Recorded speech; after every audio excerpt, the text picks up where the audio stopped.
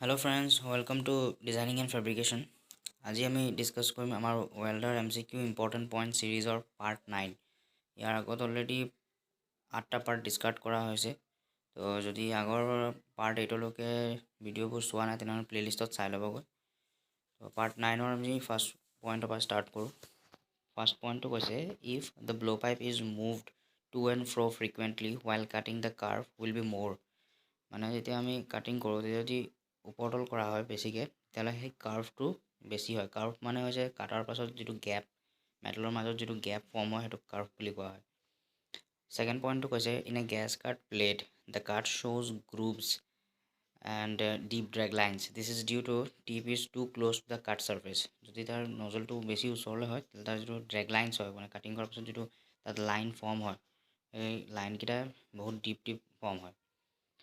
Next third পইণ্টটো কৈছে the simple workshop destructive test for inspection of pipe welded joint are root bend test and face bend test.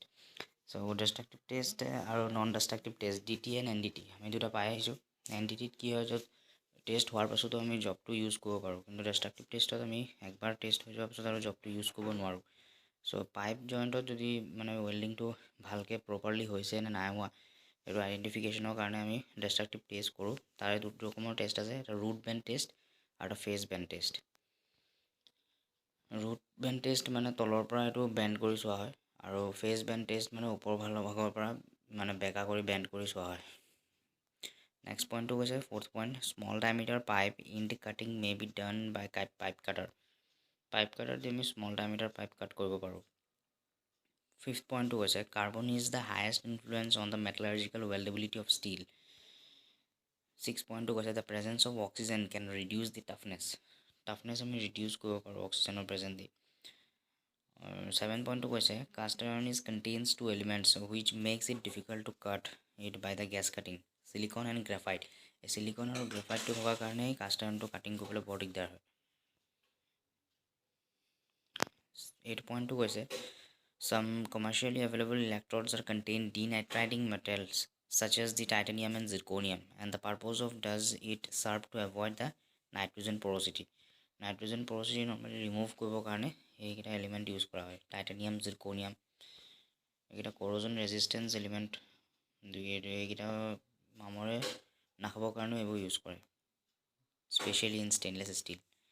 9th পইণ্টটো কৈছে the modes of transfer are liable to give high spatter gas metal arc welding, MIG MAG ৱেল্ডিঙৰ কথা কৈছে। Globular transfer and short circuit transfer, য'ত মানে high spatter form হয়। তিনি ৰকমৰ আছে normally, globular transfer, short circuiting transfer, pulse spray transfer. তো এই গ্ল'বুলাৰ ট্ৰান্সফাৰ শ্বৰ্ট চাৰ্কিটিং ট্ৰান্সফাৰত মানে স্পেটাৰ লছটো বেছি। নেক্সট 10 পইণ্টটো কৈছে ইন SAW ডেপজিশ্যন চ' মানে হৈছে submerged arc welding. Submerged arc welding deposition rates with core wires at the same welding current are 20 to 30% higher than the equivalent diameter of solid wire. 11 point was one of the effects of large heat affected zone.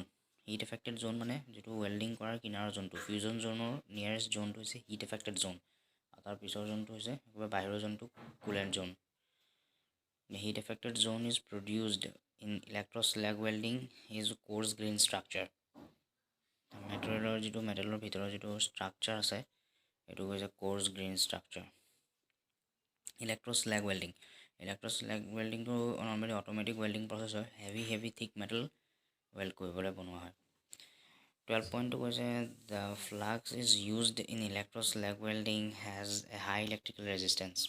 13 পইণ্টটো কৈছে commonly use the reacting composition in thermite welding is a 5 times of the iron oxide and 4 times of the aluminum powder by weight. ইয়াৰ যিটো formula আছে Al2O3 এলুমিনা এই বুলি কোৱা হয়, সেইটো normally use কৰে স্লাগ ফৰ্মেশ্যনত থাৰ্মিট ৱেল্ডিঙত। 14 পইণ্টটো কৈছে heavy coated phosphorus bronze electrode are used in DCRP for arc welding of brass, DCRP direct current reverse polarity. 15 পইণ্টটো কৈছে heavy coated electrodes are normally suitable for welding in downhand or flat position. থিক metal থাকে বা heavy coated ইলেক্ট্ৰডবিলাক সেইটো কাৰণে use কৰে, light coated আছে, medium coated, heavy coated. চ' overhead পজিশ্যনত সেইবিলাক প্ৰব্লেম হয়, নৰ্মেলি সেইকাৰণে ফ্লেট বা ডাউনহেণ্ড পজিশ্যনত ইউজ কৰা হয়।